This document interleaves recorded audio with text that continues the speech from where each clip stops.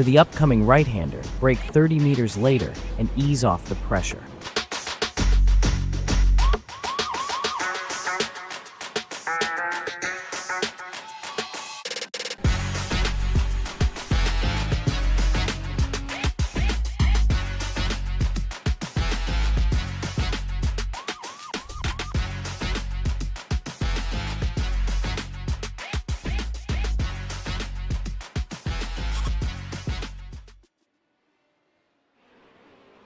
Hello everybody and welcome to the second round of the Trophi.Ai Radical SR8 Championship here from Laguna, Seca, as we power towards the 10-round season and indeed finding out another champion for this championship season here with another round at Laguna Seca. After the opener at Oulton Park 1 week ago, we've come to America for the first of four races rather in this continent. Myself, Ian and Joe and Parfitt will be here tonight for this second round. Qualifying's just started. They're all out there at the moment on track together.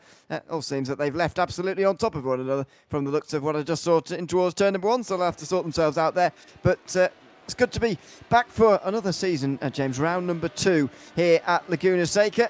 One of those circuits a little bit difficult to overtake. I think a little bit like Oulton Park, actually. Maybe an American version of Oulton Park.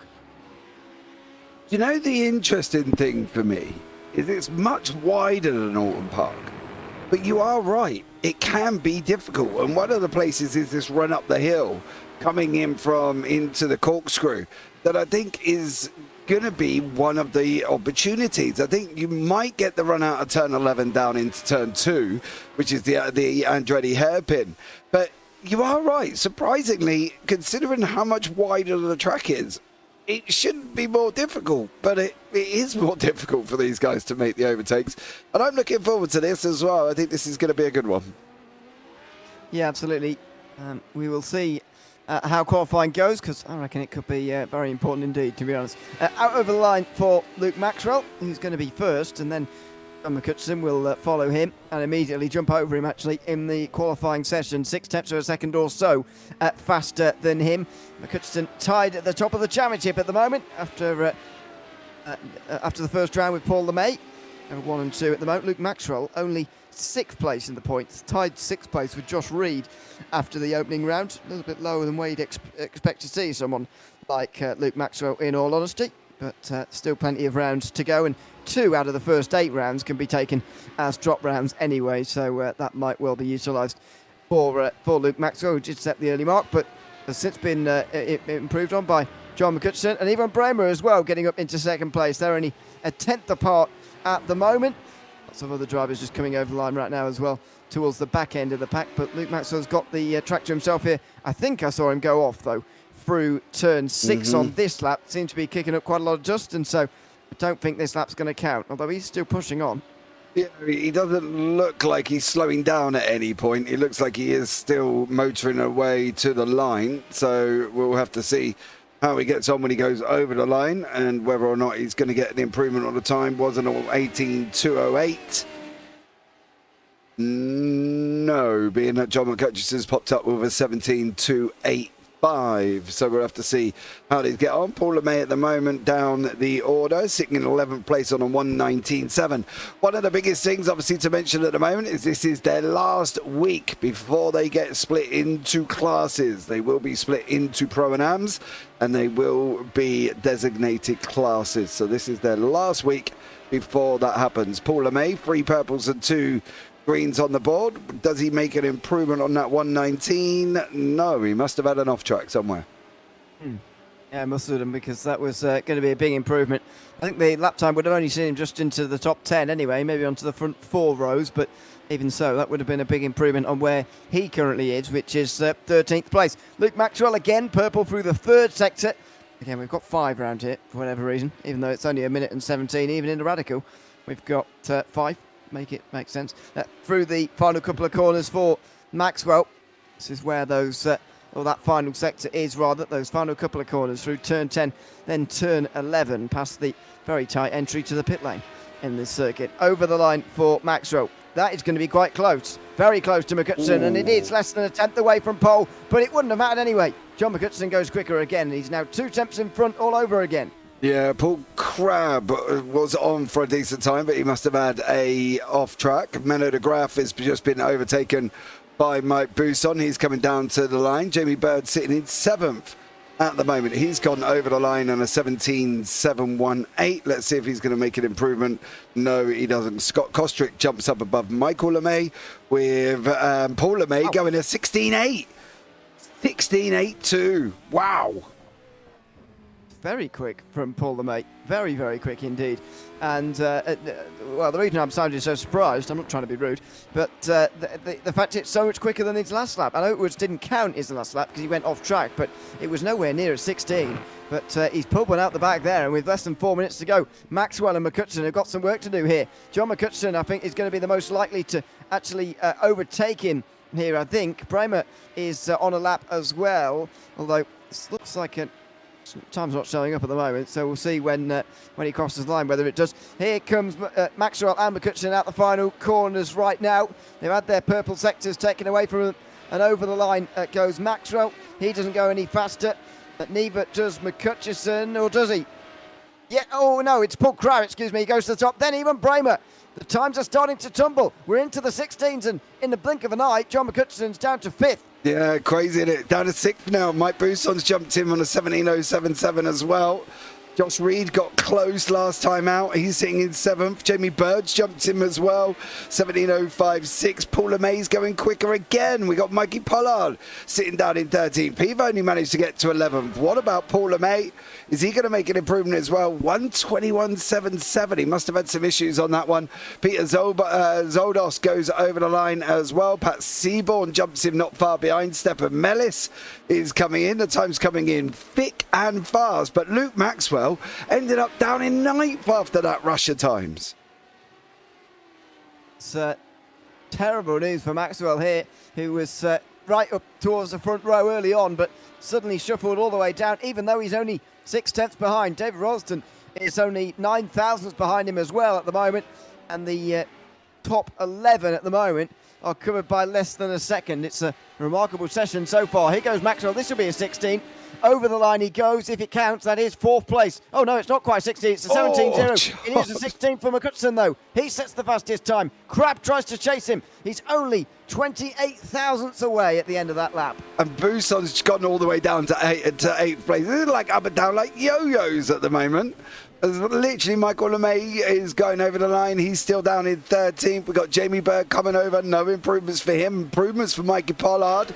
He's gone over the line. Is he going to jump up from 11th? The times are that close. He hasn't moved, and he made an improvement. So bizarre. Paul LeMay over the line at the same time, 16.909.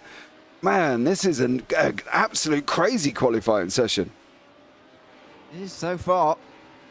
Very surprised as well around a circuit like this. I know it's short, but it is quite challenging as well, which means that you don't normally see sessions quite as close as this. McCutcheon's into negative time somehow. That's probably going to go on pole, if that counts.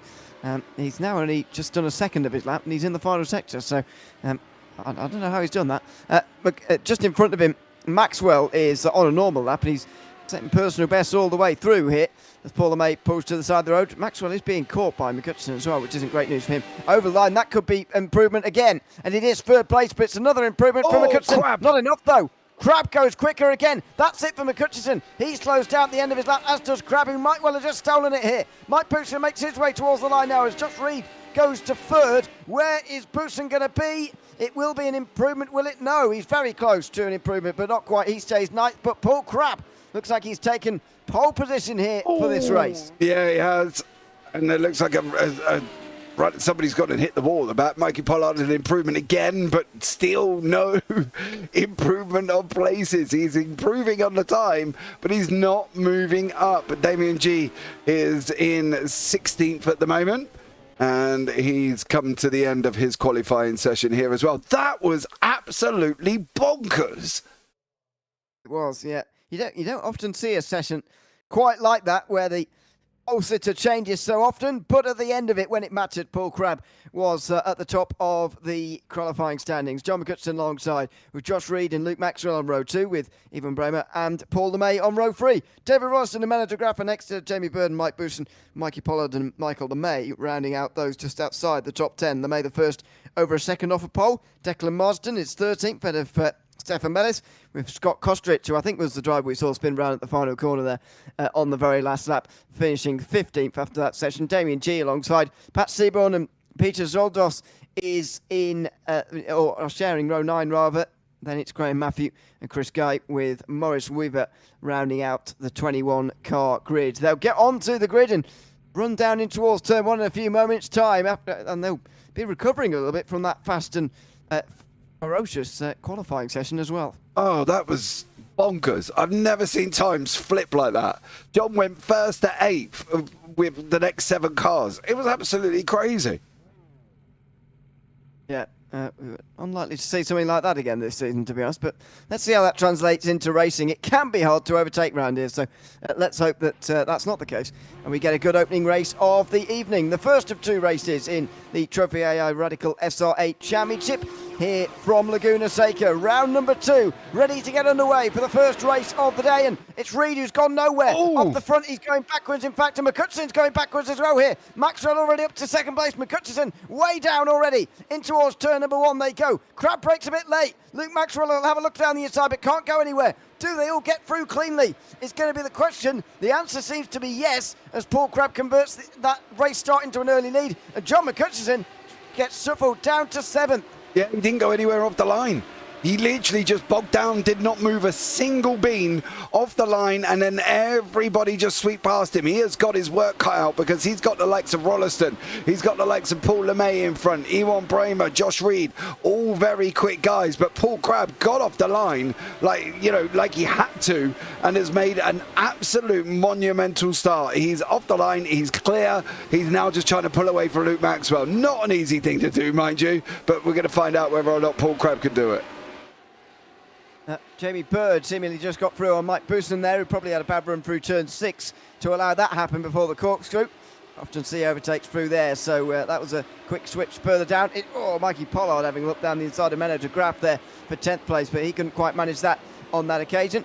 They stay single filing towards the final corner. Here goes Michael LeMay down the inside of Marston, but no, backs out as well. Pat Seaborn is into pit lane, thankfully the only driver to come in, but slightly strange after just 1 lap to see him in. I wonder if he jumped the start. That's the only reason he would be in this early. So, focus on the car.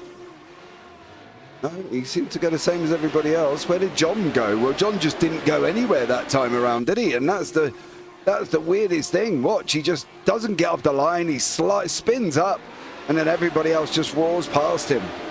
But John there, bad start for him. Yeah, really not a good start for John McCutcheon, but he's got a long way to go in this race to recover, and he's still in the top 10. To remind you, for those who haven't seen this series before or whatever, the second race is a top 10 reverse grid race for 25 minutes. So make sure you're inside that top 10, and you will be in luck for the second race. Perhaps you'll certainly have a good starting position for the second race, that much is for sure. On board with Michael LeMay, who was having a look at a move down in towards the final corner on this lap, but nowhere near close enough this time round for a bit of a look. He will stay behind. This is further out front, where Paul Crabb has taken over a second's worth of a lead. He sets the fastest lap of the race, and everybody else is in behind Luke Maxwell here. Don't want to say stuck behind him for the moment, but there's not too many drivers making their way through, and there's certainly nobody overtaking Maxwell, who retains second place. No, you just can't at the moment. Josh Reed has just got nowhere to go. We'll stay here with him and try and follow him through. You can see him coming into the right hand or turn 4. Now this is where the fun starts at Laguna. I love this section. In through 5. Don't do what he did and hit the sausage curb, but it's, oh dude, you do that, you're going to be in trouble. Don't do that. And then drop into the curb, but mind the sausage curb. And then you've got to run up the hill into the blind hill, mind you, the blind crest. You can't see. Aim it for the curb, brake, and get it down in through the corkscrew. This section for me is probably one of the best parts. The second half of the circuit of Laguna, all the way through to the final corner from here, I absolutely love. I think this is a great circuit to be driving at. Now, one thing I would say about this circuit actually is you don't want to be stuck in a car that understeers a lot through here. You'll be very frustrated, as indeed I have been in the past. Around this. Maybe that's where my hatred of this circuit, well, not hatred, but dislike of the circuit comes from. I've not been driving cars with, I've been driving cars with too much understeer. I think is probably the problem. Side by side, meanwhile, for Reed, he had a peek down the inside there. He does. Oh, Maxwell, who actually got put off by it. Well, you don't often see that. Luke Maxwell, sort of in his own head almost, in towards turn number 1. He's not going to be punished for the error, but again, he's wide. He's hit. He's been hit by Josh Reed. And that had been coming. He'd been mirror driving and looking over his shoulder far more than you'd expect from Luke Maxwell. That time wasn't his fault though. He got hit by Josh Reed, who it moves up to second place. Maxwell down to 11th. Worse, actually. Yeah, he's further down. He's down in 13th. He's just lucky that backpack are still close together, because at the moment for him, he might be able to. Oh, nope. He's down to 14th, going side by side with Scott in turn. Oh. Don't do that. Somebody's been off in front of Declan Marsden, I think, has also been off. Luke's all the way down in 16th now. And McCutcheon's made contact, I think, with David Royston, who's off the side of the road. There he is, down towards the corkscrew. McCutcheon sees this as a bit of an opportunity. He saw Bert. Oh, he broke quite late there, down the inside. That John. was a diminishing gap. Royston was trying to give him the room, and McCutcheon was there on the inside. Contact made. And, well, I suppose we'll speak to John at the end of the race, but he is dropping down the field now. He might have had another problem since then, but he's 14th now. This is a day of big names dropping a long way down the field. Yeah, they are. And what's worse is he's outside that top 10. He's outside the top 10 for the reverse. I know this might sound it, but I wonder whether or not he slowed down to let Rollo through. He did. The problem is, Rolliston jumped back to the pits and left him stranded. So poor John letting everybody go to try and catch up with, let David Rolliston back through. And unfortunately, Rollo jumped into the pit lane. So John was kind of strung up like a pair of dirty undies, unfortunately for him. He just got left there with nobody to come back through. Poor John. Well, he realised it at least before he went to the back, and yeah, thought, you would have been there looking for the Tiger car, and nobody would have come through on him. Oh, dearie me! But at least he realised. Him. I let him through already. Anyway, that's, you can imagine that going on in the Scotsman confused head, couldn't you? Really? Yeah, but not so we're confused because he's Scottish, but he might have been. Anyway, 14th place for him in the.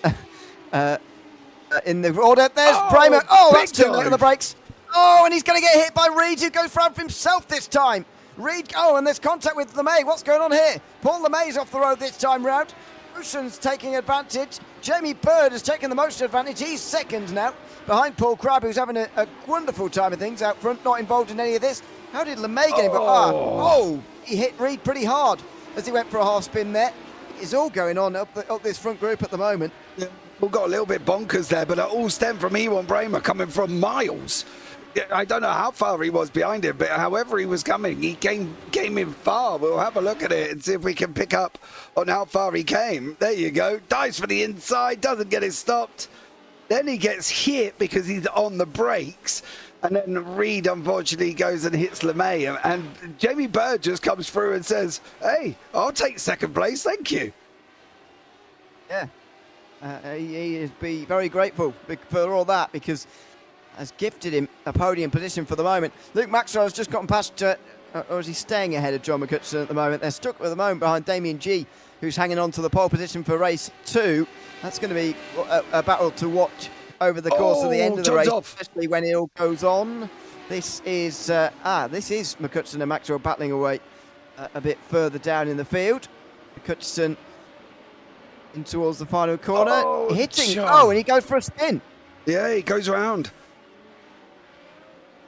Not good. Not good. He has got David Rolliston in behind him this time, so he probably could let him through, but Rollo's a lap down, so he might not want to be doing that. Yeah, unfortunate, really. I'm not sure why Rolliston had to return back to pit lane. So he might actually have been beached where he was, and because it's so steep there in the gravel, he might have even been stuck. I'm not sure, but anyway, he's a lap down now. Paul LeMay's got some pretty bad damage, by the way, so he's down on pit lane now, repairing that after he hit Josh Reed, who we're currently riding on board with, fighting for that 4th position. We're looking around now, and there's not many drivers really who haven't had some form of problem throughout the day. Yeah, Seaborn's been on and off. I'm not quite sure what went on with Pat, but he's been... Oh, that's on your own, Pat. Can't blame anyone for that one, mate. Just too fast, locking up the brakes. And around he goes for him, unfortunately. But currently, at the moment, Damien G joined the series about an hour, 2 hours ago. Is sitting in the top 10 spot for pole. That's going to be mighty. And Scott Kostrick as well. Man, these boys are going to have to learn a lot from being on pole with these guys coming in behind them. Has anyone ever started a series from pole 3 hours after signing up before? I don't think so. He might be breaking records with that. We'll see if he hangs on, though, because he's got a long way to go. It's going to feel like a long way. Just over 5 minutes remaining here at Laguna Seca. The second race, by the way, 25 minutes. But at the moment, in the top 10, you're sort of looking around saying, well, who are the top contenders? Paul Crabb is still there, and he got pole, so surely he's got to be seen as a top contender here this afternoon. But John McCutcheon and Paul LeMay, who are tied in the championship lead after round 1, are both down outside the top 10. Luke Maxwell, who was trading pole position lap times in qualifying, is also down outside the top 10 at the moment as well. So that's 3 big names at least who are a long way down from where they need to be. And Maxwell's only got 5 minutes now to take that 2.5, get up to these 2 and pass one of them to get on to the front part of the reverse grid. Yeah, and Pat had wheel damage from the curb, but he forgot to click his fast repair. Oh no.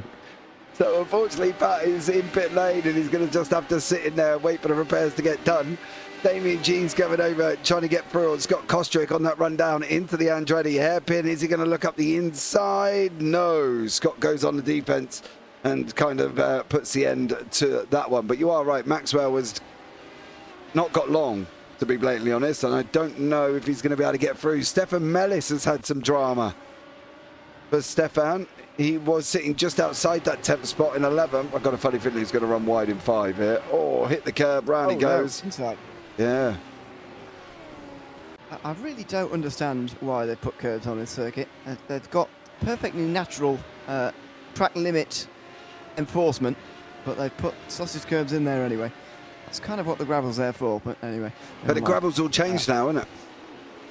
Well, it has in real life, yeah, unfortunately. Circuit's character being taken away slightly, I would say. I know there was a big drama about it on Twitter about it, or X, or whatever you want to call it. Yeah. People were having a bit of a, where's Laguna gone? Like, well, he hasn't gone anywhere. They've just replaced it. I totally get it. You know, obviously understand the need for safety and whatever, but there are ways in which we can improve safety and also enforce track limits at the same time without sausage curbs, which actually take away from safety, if you think about it. So, no, I agree. Anyway, we'll not get into that discussion right now because we've got 3 minutes to go. This is Ewan Bremer versus Mike Booson and Josh Reed in the battle for 3rd place. And they've lost the back of Jamie Bird. He'll be absolutely laughing at the moment, laughing all the way to the top of the point standings, I would have thought, because he hasn't had to do any overtaking, and he's gained, I don't know how many positions he's gained, but it's a lot for someone who hasn't done any overtaking. Jamie Bird is up 7 places. Yeah. And he hasn't had to do any on-track overtaking. He's benefited from John not getting off the line. He benefited from people coming in and having collisions. Damien G is, well, to be blatantly honest, I think he needs to clear Scott to make sure he is definitely ahead of Maxwell. But the interesting thing for me is Maxwell's not getting as close as I thought he would have done already. I thought he would have been on these guys, but he's not really bringing the lap times down for Luke. And I'm actually quite shocked by that, to be honest. Oh, Paul LeMay with a surprise fastest lap, by the way, down at the back end of the field. He is going to be one to watch, although he will be starting a long way down in race number 2. No hope for him to get onto the reverse grid, but can Maxwell? This is just not going the right way for him at the moment. Look at that lap 7 and 8 there. He needed those laps to be going in his favour. What about this time round through lap 10? On the way of G. This is not quick enough at the moment from Maxwell. He's only got 2 laps to go. I do wonder whether or not G's being helped from the draft. I know. Oh, Josh Reed. Oh dear. He was third Yeah. or fourth, wasn't he? Yeah, fourth, I think. Oh, too fast. Down towards turn 1, turns in, and has to lock it down. So he only loses one place in the end, but he's created a bigger group now. He's right in the middle of it with Menno de Graaf and Michael Pollard as well, who is just in there. This is on board with Maxwell again. I think he needs one of the three to have a crash up in front, or at least a spin or something in this last lap. There's your lockup, and there's some time gain. McCutcheon's flying, by the way. He's the one who's really going to be one to watch in this last race, but he's had that spin at the final corner, and Maxwell's really struggling. He's actually getting out of the way of McCutcheon. So John has got one lap here to give this a go, and he might well get there. Why did he let him through? I almost think he might be damaged because he's going so slowly at the moment, Maxwell. Maybe, but, you know, hold him up, innit? I don't know, I don't think John's going to get there. I think Damien G and Scott Kostruck are driving so well that I don't think he's going to get there. He's not going to be very close. We will see. Last time, 17.7 for these guys, 16.7. He pulled a second out. He's going to be about a tenth and a half, 2 tenths off, I think. As long as Michael LeMay doesn't have any dramas up front, and he's not going to slow them down, I think he could struggle here. But Paul Crabb already coming in through turn 9. Yep, already at the end of the lap. Menno de Graaf's gone off in front. Now, does this give McCutcheon the chance to get into the top 10? It will. It certainly will. Menno de Graaf goes off, and John McCutcheon's going to be on pole by the looks of things here. But from the pole, Paul Crabb is going to take race 1 victory here at Laguna Seca. A fantastic drive from the driver who was 8th place in the point standings after the first round at Alton Park last week. Paul Crabb wins the first race at Laguna Seca with ease in the end, ahead of Jamie Bird, who did a lot of overtaking without doing too much. What about McCutcheon? Where is he going to start? It will be pole, although he goes off wide through the final corner. He finishes in the all-important 10th place as Menno de Graaf has an incident on the very last lap. Oh, look at that. Turn 5 again. I told you John wouldn't have got there, though. He didn't. He wouldn't have got there. Well, however, do you not think if he was 11th going into that final corner, I reckon he might have dived? You reckon? Probably. Well, maybe, but we see how the dive worked out with him and David Rollison up at the corkscrew. Quite goes to well, that is true. But the final corner is a different corner, and with it, effectively his evening's on the line there. So I would have thought he'd go for it, but we're never going to find that out because he didn't have to, and he will finish in 10th place in the end. I think he'll be pleased with his recovery after the incidents earlier on in the race.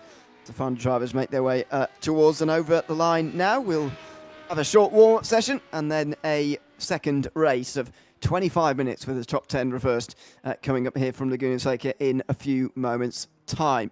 It's Paul Crabb who wins race 3 of the championship effectively, but race 1 tonight here at Laguna Seca, ahead of Jamie Bird, who did an excellent job to get through the field in the way he did. Ewan Bramer in 3rd place, who was ahead of Mike Booston and Josh Reed, running out the top 5. Mikey Pollard just outside of it with Michael LeMay at the head of that group, with Scott Kostrich, Damien G and John McCutcheon all in to get to the top end of the race 2 grid. Luke Maxwell just missed out, as did Menno de Graaf after that spin on the last lap. Stefan Mellis missed out as he hit the curb on the inside of turn 6 midway through that race. Graham Matthew and Declan Marsden round out the top 15 with Peter Zoldos in 16th place, and Maurice Weaver, Paul LeMay and Chris Guy, the final drivers on the lead lap. Chris Guy was on the lead, off the lead lap, and then so was Dave Ralston with Pat Seaborn eventually finishing quite a few laps down. Well, there will be a top 10 reverse grid race coming up very soon, and if the first race is anything to go by, then it's going to be very entertaining indeed. Stay with us, the second race will be coming up after this.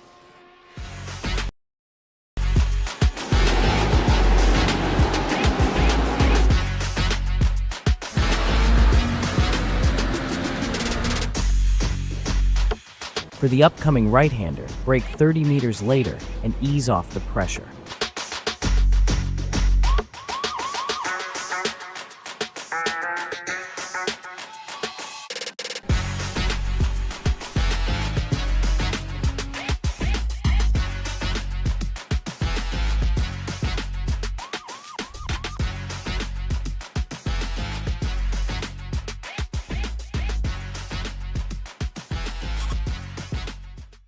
Welcome back to Laguna Seca, where race 2 is going to get underway in about 3 or 4 minutes' time. Myself, Ewan, and James Parfitt with you here tonight for this second round of the Trophi.Ai Radical SR8 Championship. I've got to say, a very good first race. A lot of incidents involved within it. That's not too surprising, I suppose, given the circuit it is. But yeah, plenty of action within it. And now we get to see the reverse grid, but John McCutcheon, starting on the front, surely is the huge favourite now to take this second race. He is a lucky, lucky man. We said about I didn't think he was going to get there. I don't think he would have got there. I think he would have, unfortunately not, he would have been inside the 11. So that's my theory.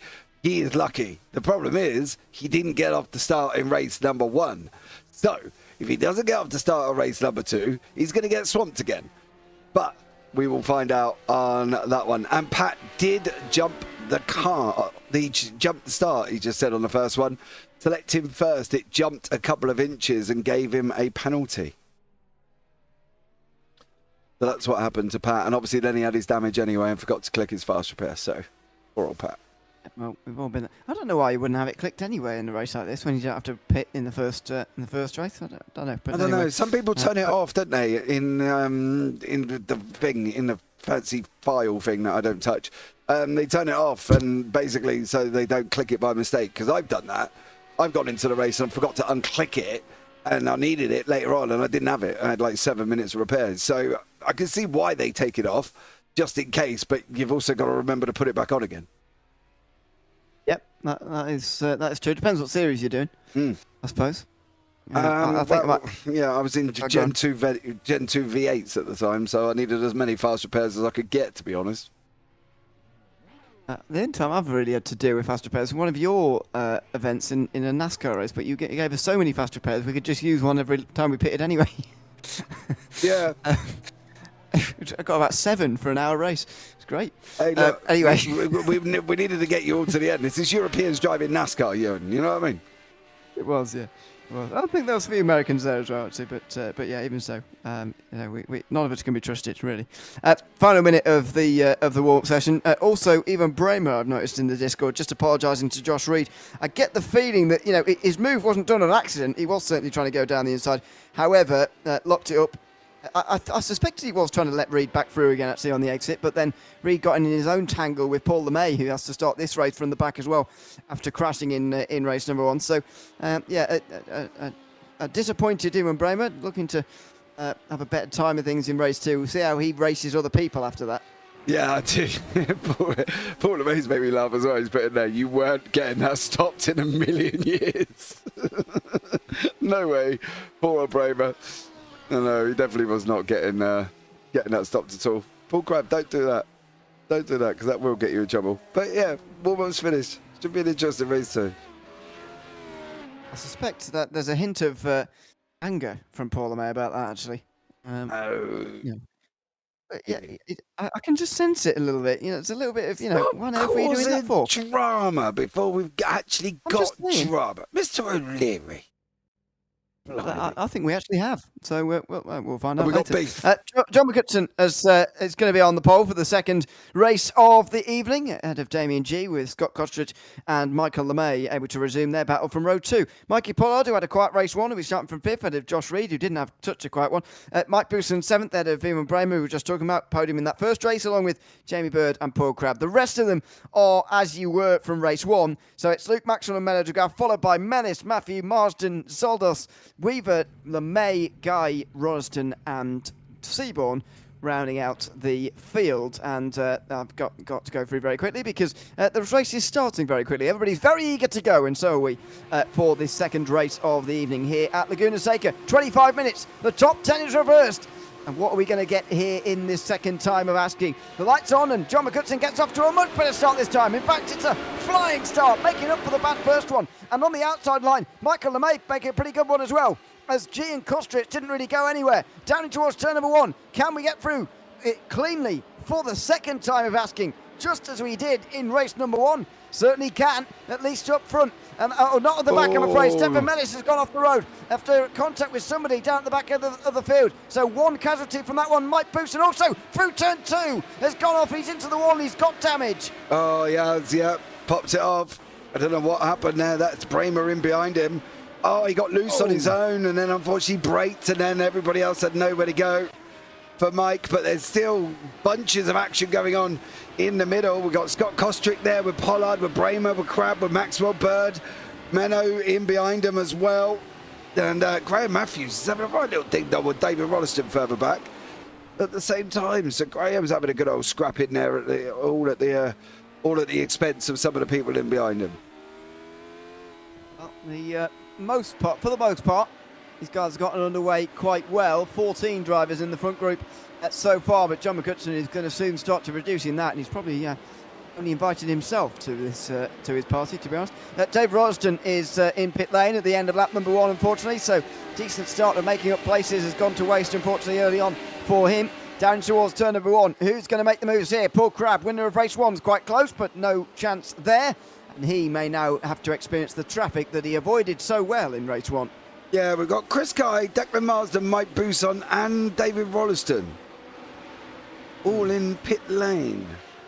And they all There was a entered secondary crash, by the way, after lap 1 and 2, turn 1 and 2, as we saw. But they're side by side, meanwhile, live as well. We'll get back to it. Sorry. It was Kostrich defending. He's got a big job on his hands here. Pollard is the one immediately behind him. Then Bramer, steady. Oh, we get single file just in time, but Kostrich goes a little bit wide. G had a bit of a mistake through turn 6, but he's still on the road, still going, still side by side in the background. That's Maxwell up the inside of Crab here, who's going backwards rather than forwards. He jams it down the inside, does Maxwell. Bird is going to try and take advantage as well. They slew gravel all over the place through the corkscrew section. Crab hangs on just about from Maxwell, then Bird, then Menno de Graaf just in behind as well. Yeah, race 2 has kind of resumed from race 1, just as bonkers, isn't it? Pollard is three wide, was he? I think at this moment in time here, it's just got a little bit crazy. Everybody just absolutely going for it down into the Andretti hairpin. Pollard on back door. Kostrick is running side by side there. That's Bramer in front of him. Paul Crabb in behind. Pollard's there. Maxwell's there. Bird's there. Menno's a little bit further back. Josh Reed sitting in second. Yeah, I know. I saw it. As these guys. Oh, Crabb is climbing all over Pollard at the moment. Crab looked like he was going to understeer straight into the side of Mikey Pollard there, but he just about slowed down enough, and then he nearly goes into the back end through the very next corner and nearly getting rear-ended himself. Maxwell and Bird are right close in attendance right now through turn 6, where the mistakes have been so far, for the most part, actually, through these opening 3 laps, but that time round it was a little bit cleaner as we just calmed down slightly, especially compared to 1 lap ago. Crab, though, is experiencing the perils of being in the traffic, and now I suppose he's understanding, although he probably understood before, he's understanding how he got such a big lead so quickly in race 1, because look at all this, it is pretty difficult to negotiate. Kostrich is just ahead of Pollard here, but no chance to get through on the inside this time around. Kostrich goes wide though. Pollard with a better exit, surely he's got to do the overtaking this time round on the way towards turn number 1. If he doesn't, then Crab will be right there. Yeah, I'm surprised it's only gone 2. Where's Paul? Maxwell's under attack from Bird in behind. Kostrick goes round. Oh, contact with Crab and Pollard. They made contact. They both managed. How they both managed to survive? Because that wouldn't have gone like that if this was race number 1. Oh, well, I mean, we saw very similar contact to that actually. That saw a couple of drivers going around. I think he's got damage though, Crab, and he's hitting the curb now as well. Whether he has or not, he's in big trouble here. The race 1 winner in big trouble. He's slowing down. His front end is rattling around all over the place, but that's annoying to look at. More than anything else, it's probably slowing him down as well. LeMay is going to go through on the right-hand side. Up ahead, they're going side by side between de Graaf and Bird into turn 6. Oh, it hasn't turned out very well. Menno de Graaf turns up on the outside of turn 6 in the gravel. Oh, Menno. Oh. Was there contact? That's the thing for me. Well, maybe. Oh, yeah. Oh, then Bird's nose goes that way. Bonkers. Crazy start. Who's that missing? is that Crab? I think Crab's got rid of his front bumper entirely now. In the He's back racing now. Well, I'm not sure how long that's going to continue with no front bumper. He looks all right for the moment as Michael LeMay makes his way past Jamie and G. There were a couple of drivers who were a bit further up actually in the early part of the race, but they are starting to settle around where they were in the last race, starting to settle on where their pace should have them. And that'll help them just to try and defend a little bit more easily than what they've been able to do so far. John McCutcheon leads ahead of Josh Reed with Ewan Bramer in third place. Then Kostrich, who's still doing the defending, from Pollard, Maxwell and Bird in that group in ahead. Kostrich doing probably the best job of that front four, I suppose, over the McCutcheon, who you wouldn't expect to fall through the field. But Kostrich doing one of the better jobs in the field of actually defending at the moment. A little bit wide through turn 6 there, but he's still up in fourth place 5 laps in. Yeah, and he's got Pollard behind him, let's not forget. You know, Pollard was on the podium for race 2 last time out at Owen Park. And he's there again. He's sitting in 5th. I don't know if he'll be able to get to Bramer, but Kostrich at the moment is driving like his life depended on it, and he's doing an absolute stellar job, I think. Go, Scott. Give it all you got, son. It's a very long way to go before he can celebrate this position at the end of the race. However, he has done a good job at the beginning here. Ewan Bramer sets the fastest lap of the race just up ahead. Everybody's getting away from these guys. Where is Pollard going to go? No, doesn't go for the move this time round. Kostrich able to put him off from doing that. He moves to the outside and then a big slow up, and somehow they all get away with it. These concertina effects through the first corner are quite wild, really. Now through turn 2, Maxwell on the outside line. He is going to hang on, is he? Well, but it's just about alongside him, but has to back out. And Maxwell again, leaving sort of half a car width on the inside line for him to poke his nose there. And so Bird has another go at the next corner, this time through turn 5. Now he's trying to get the run off here, but he can't quite do it. So he finally took back into line, but it's still going, still all coming from 4th place. And would you believe it, Maxwell's the one who's most under pressure out of the 4 of them. No, it's absolutely bonkers, isn't it? This thing here, the fact that we've still got the likes of Bird, you know, second in race number 1, sitting 7th, in with Luke Maxwell, and Mikey Pollard's up there battling with Kostrich. Bramer's catching Reed at a rate as well at the moment, so Bramer is closing in on Reed, pulled out 9 tenths over the last 2 laps, so if Reed's not careful, he's going to have Bramer tucked in right behind him. We've still got battles in and around further down with Damien G, Michael LeMay and Paul LeMay. Morris Weaver and David Rolliston have just also swapped places, so that's happening further down. So Weaver is there chasing down Rolliston. Perhaps in pit lane. Pollard, meanwhile, has actually got past Kostrich finally. 4th place. It looked like it happened down into the hairpin at turn 1. It was a mistake from Kostrich, who let Pollard down the inside and through pretty easily there. And so Pollard making gains and on his way through now ahead of Scott Kostrich. Then it is Maxwell and then Jamie Bird in the group. They're still absolutely there. How can Mikey Pollard now get away? It's going to be very important for him in these next few moments, trying to get away from the rest of the group, because otherwise he will be under the same pressure that Kostrich has been for the first 8 minutes or so of this race. Now through the second last corner, Maxwell will be a lot closer behind Kostrich, and no chance Bird there that time around. Oh, big dive. Big dive from Bird, almost an accidental one, and he's not going to make the move. He's not going to make it stick anyway. And here comes Paul LeMay, by the way, who's been making some real gains recently, including on Michael LeMay in just the last couple of laps. He's on the inside line of Jamie Bird, and that's going to give him 7th place here. Paul LeMay. This is a good recovery from down at the very back end of the field. And that just basically stems from the fact that Bird made that mistake dive, whatever we want to call it, on Luke Maxwell. The interesting thing I want to pick up as well on this is Kostrich is not letting Pollard get away. I think that's the thing for these guys. Pollard was quicker, but it doesn't really represent the fact that Kostrich's got him back to 3 tenths and he's utilising the run that he is getting on some of the straights to close up on him as well. So this isn't done, I don't think. I don't think Pollard's going to be able to break away. The reason I say that is their best times is a 17.73 for Pollard and a 17.79 for Kostrich. So only 600ths gaps between them, and I don't think he might have it all of his own way at the moment. But one man that's on a flyer is Paul LeMay, of course, who's gained 11 places. He certainly has. Oh, Bramer Reid. In front. That was one of the lap cars going around right in front of them as Bramer, meanwhile, is back into it with Reid again. Notice he's not gone for the inside line this time round, a late breaking move. Instead, he had a look on the outside.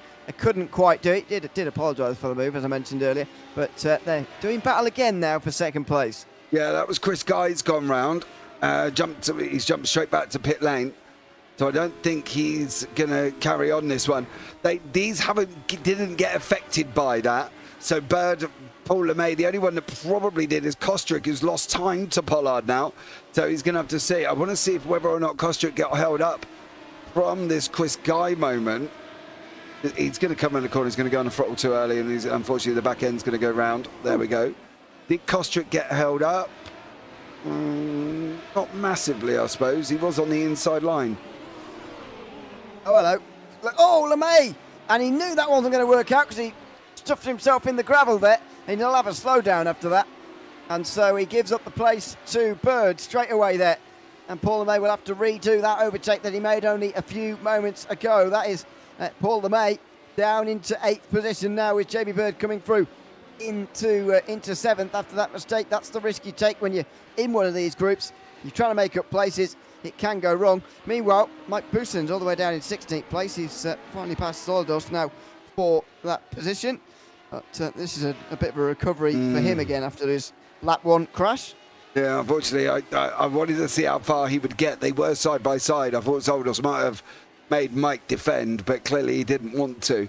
Bramer and Reid are now resuming battles with 13 minutes to go. So a lot still going on here within the race, of course. Paul LeMay, Jamie Bird, Luke Maxwell and Kostrick. Kostrick is doing a great job. He is holding up people behind him that are like seasoned veterans in this car. You know, and as far as I'm aware, I haven't seen Scott drive the car bar this season. He might tell me I'm wrong, Ewan, but I haven't seen him around the SR8 before. Oh no, Scott. Oh no. They were all involved there. Oh, and Maxwell. Yeah. Maxwell was also around. So let's have a look at this again. It was such a good drive from Kostrick. He actually drove himself in the gravel. Maxwell followed him on the way towards the corkscrew. Was there contact first, or was he spinning round first? Certainly contact second as Maxwell went round, and they all had to slalom to avoid them around the corkscrew there. Maxwell with ever more work to do, as it feels like he constantly has to here tonight. But that's a real shame for Kostrick, who was defending so well for the first half of that race. Yeah, he was doing a great job. Paul, what have you been up to, Mr. Crab? You've gone from winning to propping up the rear end. Oh, why do I see sausage curb? Oh, no. Oh, gravel. No. A very thin line there, racing line. You either hit the sausage curb or hit the gravel, it seems, on the inside or the outside. That time round it was the outside for Crab. This is Menno de Graaf regaining some places from earlier on, and Graham Matthew is slowing down through turn 3 and indeed overtaken pretty easily there by Menno de Graaf right round the outside into 11th place. Good pass from him. Stefan Mellis next ahead of Derek Ralston in the end of the field. A bit wide there from Matthew, and Stefan Mellis is going to go through as a result here straight away. On the right-hand side, he goes up through, late braking, and through into 12th position. A pretty good overtake there for Stefan Mellis. Graham Matthew down another place, and now down another. Oh, it's a disastrous lap for Graham Matthew. Side by side now with David Rolliston. Oh, he puts up a fight now. He's had enough of the bullying. He's just got bullied out by Menno and Mellis. Rollo's got him as well. So there we go. Unfortunately for Graham Matthews, he's just been completely bullied. I do want a quick chat about Menno de Graaf, right? I've got to be honest, from last season to this season, Menno's massively improved, right? Okay, he's up there in qualifying, he's been up in and around the races. One of the things he hasn't got quite yet is like what happened in race number 1. He hasn't got the consistency to finish the race. where he qualified. So he's been up the order, but he just hasn't quite got the consistency to get to the end of the race in the position he qualifies. Obviously, again, in race number 2, he got caught up in the incidents, and unfortunately, he's dropped down the order. But I think if Menno can just tidy up his consistency this season, his driving has improved, but it's just that he's going faster, but his consistency is not quite keeping up. And if he can do that, I think, and get a run over the next few rounds, I think he could be up there, you know, giving the guys a bit of a hard time within that top 5. Yeah, he's certainly much improved. I think we saw this towards the end of last season as well. Very strong driver now. I remember a race at Zandvoort we did not so far from the end of the season. I think he got top 5s in every race throughout the day towards the evening. That was when we had a different format, of course, but nevertheless, it was it's certainly been coming for a while now. As Mike Booton, by the way, passes Maurice Weaver for 15th place in the field. This is Booton again recovering. That might be his lot now, though, with 11 seconds to catch and less than 9 minutes to do it in the race. Zoldos. That's an incident for Zoldos, who spun round the final corner, and Declan Marsden gets 17th place. I think he may have been involved with him here. Marsden's going to come behind us very, very quickly. Zoldos goes round. Here comes Marsden. Oh, no, stay where you are. Oh, stay where you are. Stay where you are. Just needs to hold his brakes. And then Marsden wouldn't have done that to do that jink to the opposite side. This is going to be a good battle. Yeah, Robertson catching up to Stefan Mellis for 12th place. Better line through the third last corner there. Oh, and he's needed a sharper braking zone and a better corner, to be honest, at the penultimate turn there to have a move. Now he's not quite in the right place for the final one. His run came at the wrong time there, but what can you do about that? He stays 13th, Dave Rosden, as they go over the line with less than 8 minutes to go.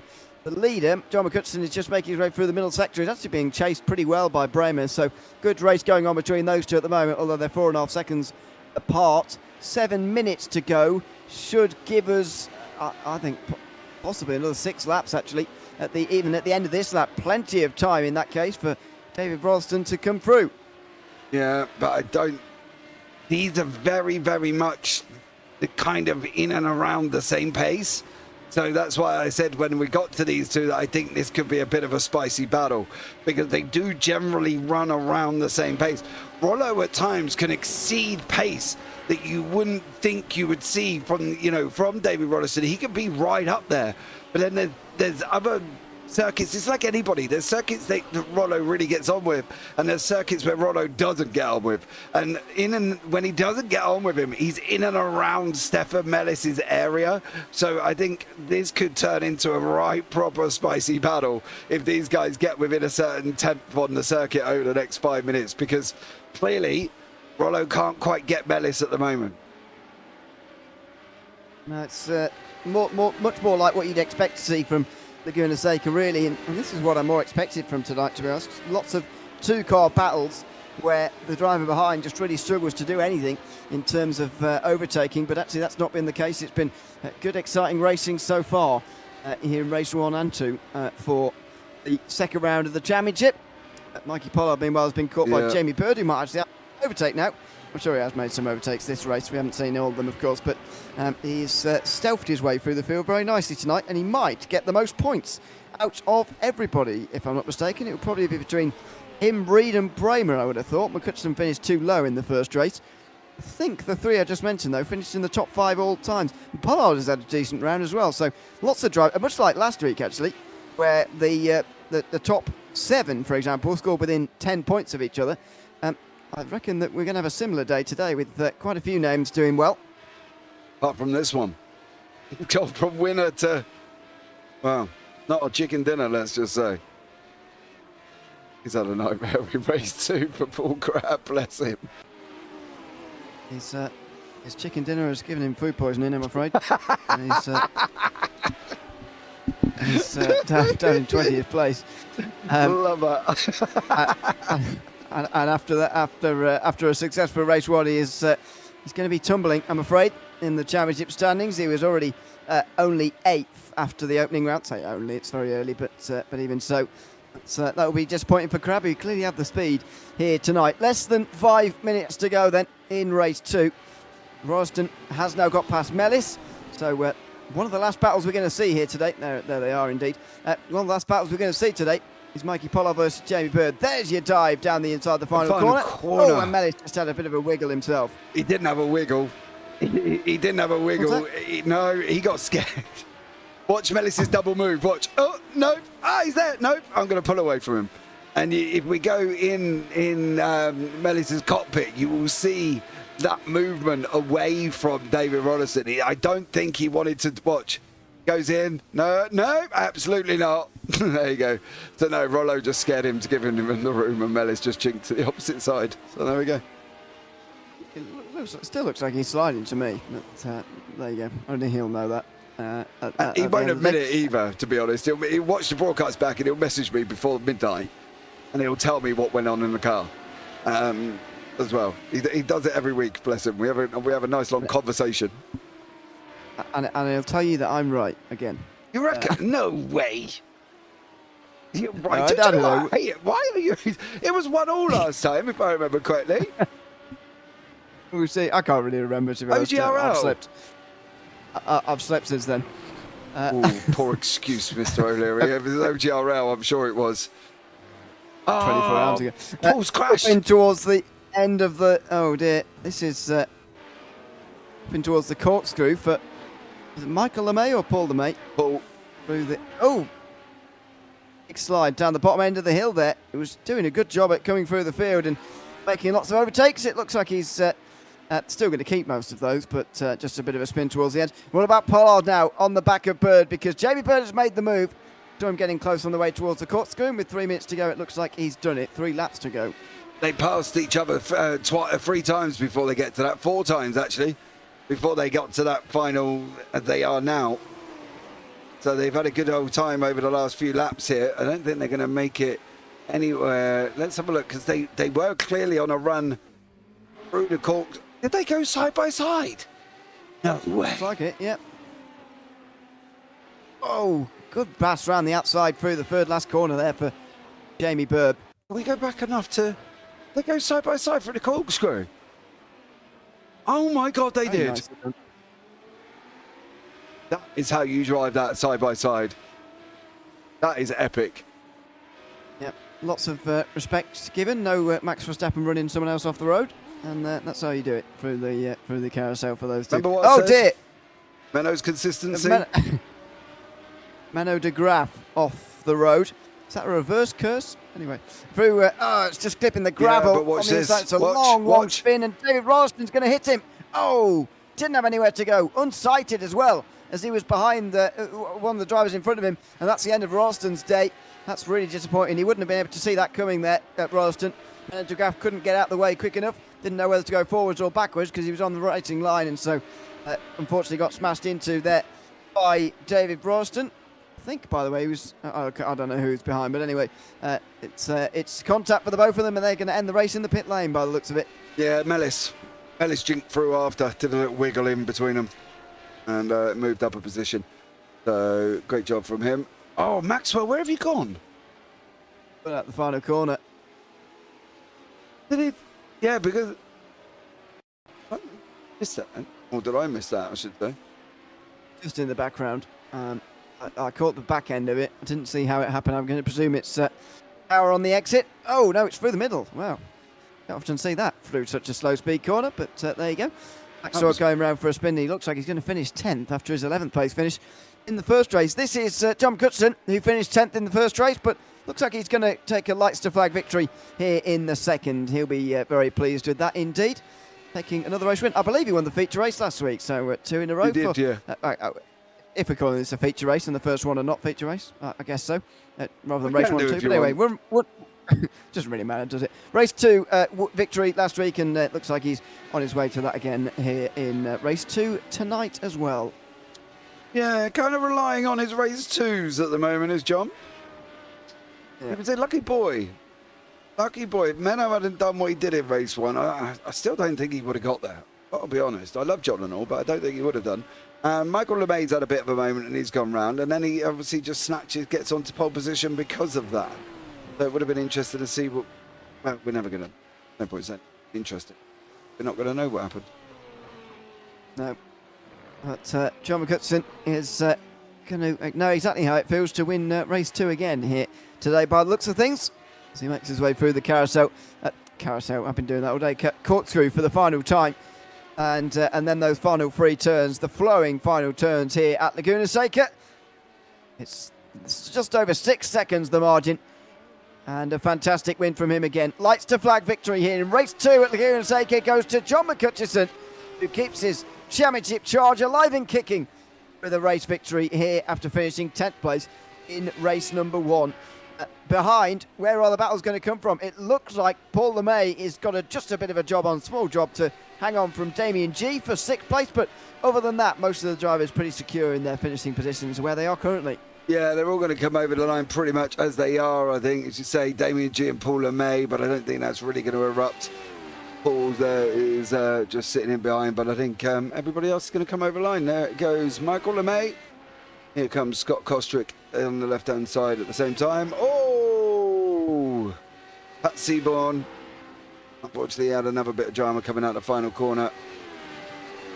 And finishes down in 16th. So, yeah, everybody finishing as they were as such. The last driver, I think it's David Rollison coming over the line for us now. It's one of the last ones. We've still got somebody a long way off the back end of the field at the moment, coming around the final few corners.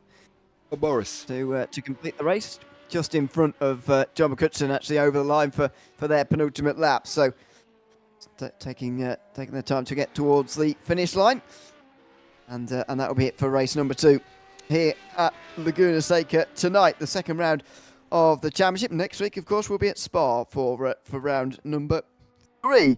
Let's have the results then and see where everybody finished in the second race here at Laguna Seca tonight. It's John McCutcheon who wins ahead of Ewan Bramer, who passed Josh Reed more successfully this time round than in race number 1. Jamie Bird finished 4th, and Mikey Pollard in the top 5 again, with Paul LeMay just outside, recovering from having a difficult first race.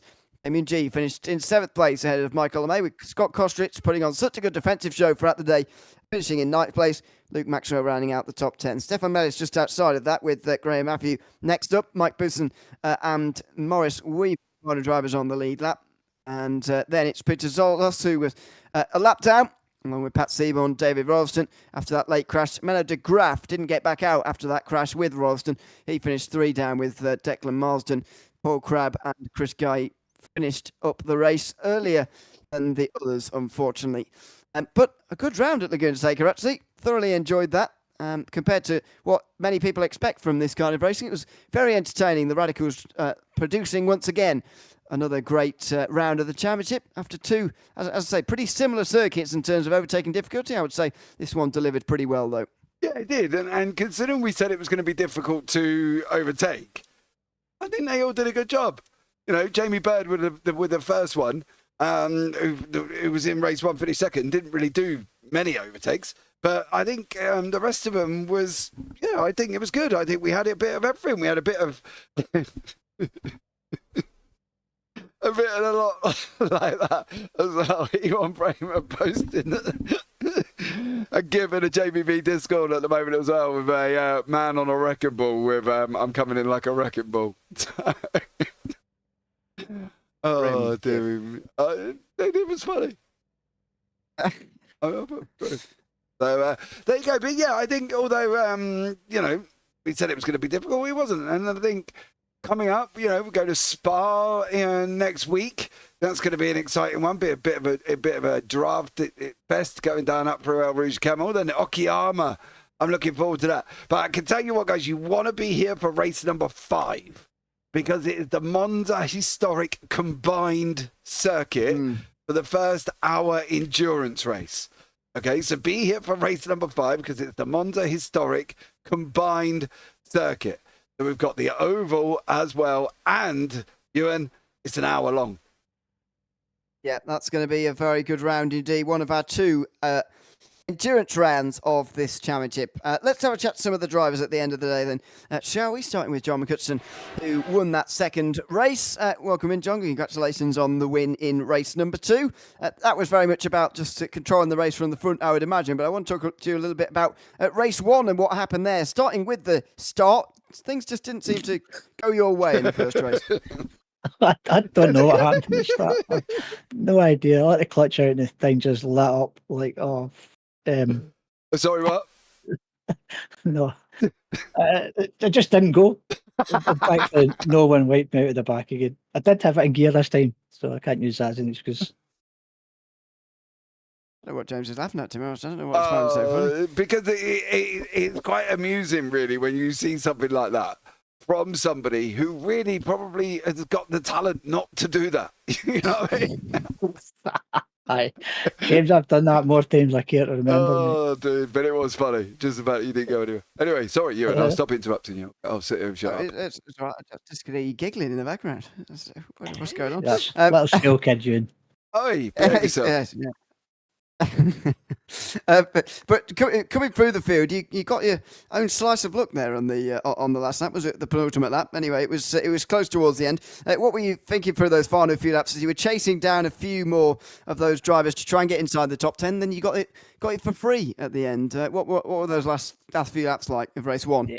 Just like you say, I was throwing everything at it, hell for leather. And I made a couple of mistakes as well, and then the last lap I almost gave up and getting P10 and. Yeah, I can round the fast kink. There was someone in the gravel. So yeah, beauty. So that was P10. Lucky by the boy. way, lucky boy. Yeah, better been lucky than good. Would you have if you were still in 11th, by the way? Would you have thrown it down the inside the final corner or something just to give it a go, or were you too far back anyway to make a move? No, I wouldn't take anyone else out for that. No, I would just suck it up and start from 11th. I do want to point out something as well. What you were saying you might not be aware of. They've given you the fastest lap for race number 1, but you and Paul LeMay actually have done the same fastest lap, a 1:16.661. Yeah, I must have done it first then. Yeah, you must have done. Yeah, well, yeah, whatever. But yeah, you were. You both did the same fastest lap in race number 1. You say that our racing does count to additional decimal places, so it might be because of that. Although I don't know. We'll have to find out. But yeah, very, very, very close indeed. I've got one final question. No, hold on. Sorry, I've got one final question. Yeah. When you hit David Roniston in race number 1, did you wait for him to go back through? Yes. When did you realise he jumped to the pit lane? Well, when I looked at the relative, there was 10 seconds behind. I was like, oh shit, I can't wait any longer. And then he pitted. Oh, okay, so cool. I did wait, and I apologised to him for it. Oh, mate, you carry on now then. All right. Well, yeah, congratulations for bouncing back in race 2. Is there anyone you'd like to shout out before we let you go? Shout out to the new guys in the league. You know, they're making it really interesting this year. A lot of fast guys coming through. So I'm looking forward to it. And I'm looking forward to a rest at Spa next week because these first 2 tracks have been sore on the arms. Getting old. Yeah, very similar in some ways as well, the first 2 tracks. But yeah, Spa next week to come. We'll see you there, John. Congratulations on winning race 2 tonight. Thanks, Ewan. Cheers, mate. Thanks very much. John McCutcheon there, race 2 winner ahead of Ewan Bramer. We'll do the race 2 podium first, I think, and now joined by Ewan himself. Welcome in. Good to have you with us. Second place here today. Tell us about, first of all, your race 1 and how that unfortunately, didn't end, but how that was interrupted a little bit with an incident you had with Josh Reed, and then how you came to battle him again in race 2. Yeah, it was good fun tonight. Good evening, fellas. Good evening, mate. Yeah, I enjoyed race 1. I had a pretty good start, but after a few laps, I was behind Josh, and I felt like I had to make a move. But okay, I overestimated my braking capabilities. So yeah. Coming like a wrecking ball, didn't you? Oh my God, mate! Once I hit the brakes, I knew I was. That was way too. I was praying to God that I wouldn't hit him, but I guess they hit me once I stopped the car. Yeah. After that was just I tried to wait for them, but they were way back. Finished P3, I think. It was a good race after that. Race, somewhere around yeah, race number 2. That was a good race. It was good fun. Good fun catching up. I think I had a good overtake on Josh finally, in the final corner. Oh. And after that, it was just trying to keep the gap as small as possible to John, but there was no catching him. No catching. Good. It was always going to be difficult. I mean, what is the aim for the rest of the season? We've seen you up towards the front in the championship in the past, but not quite right towards the very end of the season. Is that the aim again, to try and get close to John and whoever else might be up towards the front in the championship this season? Of course, the aim is to get that podium at least again. So that's what I'm aiming for. And who knows? Who knows? It's a long season, so maybe Yeah. P2 this time. I hope so, for sure. Well, I love racing with these guys. It's good fun. All clean, except for when I make a mistake. But wasn't going to say that. But yeah, no, yeah. Good, well, congratulations here tonight on a good couple of results either way. Is there anybody you'd like to shout out before we let you go? Of course, all the guys racing. You guys always commentating. Always good fun to listen back. And of course, shout out to the team. It's not HRT anymore, by the way. It's SOB. Again, Mate. May Yep, you not change teams as often as I change underwear? I know, Once mate, but every day. sometimes you just need to change them, like underwear. Oh, yeah, well, we all need to change. I'll change it again. Thank you very much, mate. No worries. Have a good one, Well, and I hope to see you next week. Yep, absolutely. See you next week. Thanks, mate. That's Ewan Bremer there in second place in race 2 tonight. Josh Reed was just in behind in that third position. Josh, well done on another successful evening for yourself. Third place in race 2 at the very end of it as well. How did you find it overall with all the incidents and trials and tribulations you had over the course of the day?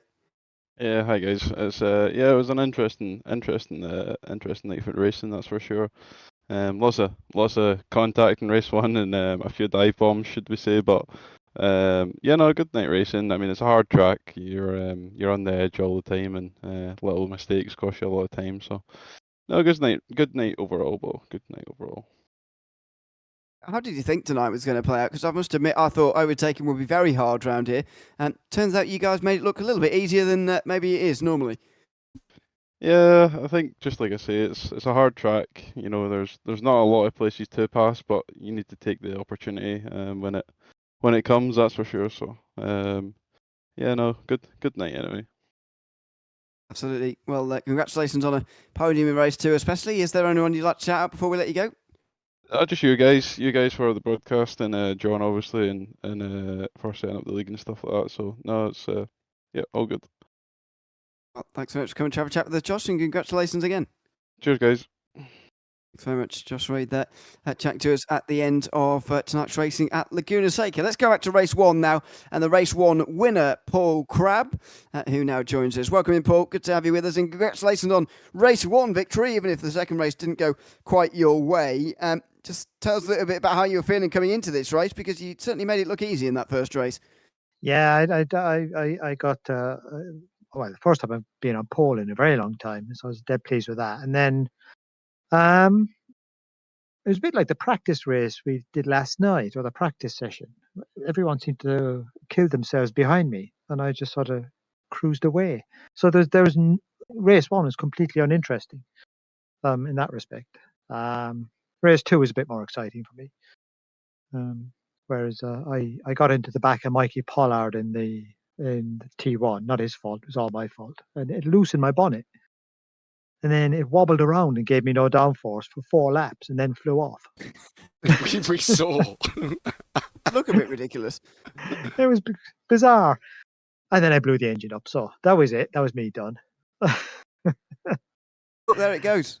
Sorry, Yeah. on the live pictures there, we just saw it pop off. Oh dear, it was slightly bizarre. It was very weird. Yeah. So what I'm going to do is I'm going to go into the pro class for race 1, and I'm going to go into the AM class for race 2. That's okay. It doesn't work like that, mate. It's not. I've had a great race 1, and then I've had a skill issue for race 2. Anyway, it was a lot of fun. Yeah, absolutely. Well, good fun to see you out there again for this round. Is there anyone you'd like to shout out again before we let you go? Oh, to Miss McHutchison for doing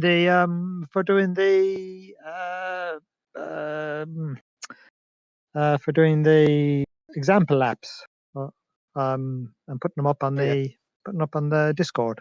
They're really useful. Track guides, I guess. Yeah, track guides. They're track guides. Yeah. I'll get there in the end. Sorry, mate. Just like your race too, eh? Yeah, I never did get there.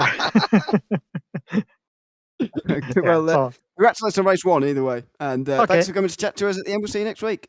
Okay, thanks, gents. Cheers. Bye. Thanks very much. Paul Crab, the race 1 winner here tonight at Laguna Seca. And one of the men who made up most places today in both races was Jamie Bird, who we can also chat to at the end as well. Congratulations, Jamie, on flying through the field very well indeed here tonight. Correct me if I'm wrong, I don't think you made any on-track overtakes in race 1 at all, actually in sort of normal action. Obviously, you did on lap number 1, passing people in the start, but people falling off and whatever, you're just slipping through all the incidents, getting yourself up into second place. Correct me if I'm wrong, but you seem to do, as far from where we were sat, an excellent job at avoiding crashes and gaining places as a result.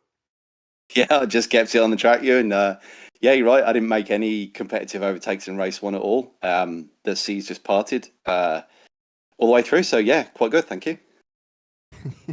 It's always easier that way, if you can slip through without overtaking, that's for sure. What were you expecting from tonight in terms of racing with other people and in terms of maybe those incidents as well? Because as I've said to others, I had this very much down as a circuit that would be quite hard to overtake on. Yeah, you're absolutely right. Like Alton in terms of tight between corners, short straights. I'm not a fan of Laguna either. It goes all the way back to my first ever race in iRacing in 15 years ago. Did what millions of rookies do and plough straight into the back of someone in turn 1 because got too late on the brakes. And I've only just got over it 15 years later. So I wasn't the quickest out there by any means, but I was glad to keep a reasonable pace in race 2. A bit lucky with Paul being slowed down behind me and a couple of guys moving out the way for me. But I did make a couple of overtakes, which I thought were okay. So yeah, enjoyed it. Hold on, you went side by side with Mikey Pollard through the corkscrew, Jamie. Oh yeah, just that one day, and then side by side through our ruse the next. Yeah. Yeah, it was great to see. Maybe we'll see that next week. No, congratulations on making up those places so well. Is there anyone you'd like to shout out before we let you go? All the guys in the league. It's good to see big numbers and guys that wherever they are in the grid coming back for the second round as well. Guys like Chris and Patrick and so on. It's good to see a full grid in the second round of the season. Absolutely. Hopefully we'll see you next week. And yeah, congratulations again for tonight. Thank you. Cheers, Ewan. Cheers. Thanks very much, Jamie Bird. There, great performance from him tonight, gaining all the places from Laguna Seca here today. Well, that's just about it from us here tonight. I think a good round of the championship, actually. So similar to Oulton Park in so many ways, which is so bizarre, considering the two locations of the circuit. You probably have to take about, 12 hours on a plane to go between the two. I don't know, but something like that. But they feel so similar in so many ways, but great action here tonight. Yeah, definitely, and it hasn't disappointed, has it? Let's be real about it. We thought it might be a little bit of a draft fest, but it's been all right. I've really enjoyed it. We've just split them all up into their classes as well. So their classes have been decided, and they are all separated in their classes. So basically, it's 2, 4, 6, 8, 10 pros, 2, 4, 6, 8, 10, 12 AMs. So look forward to that one next week. More on the championship standings and indeed where everybody is when we go live next week for Spa. Big thanks to everyone who's tuned in tonight. I've been Ewan O'Leary alongside James Parfitt, and until we see you in 1 week's time at Spa for the third round of the Trophi.Ai Radical SR8 Championship, it's goodbye for now.